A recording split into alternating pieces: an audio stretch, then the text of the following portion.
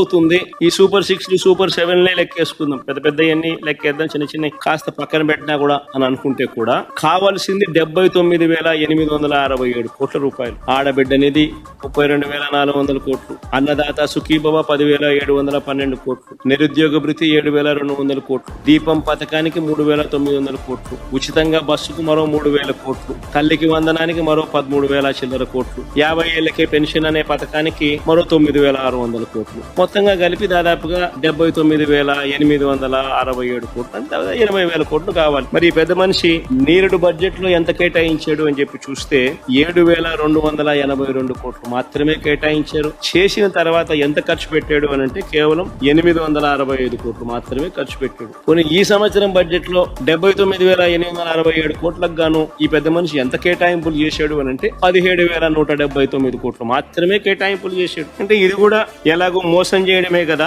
అనే పద్ధతిలో జరుగుతా ఉంది. బాబు షూరిటీ, మోసం గ్యారంటీ అన్నదానికి నిదర్శనాలు ఇవన్నీ.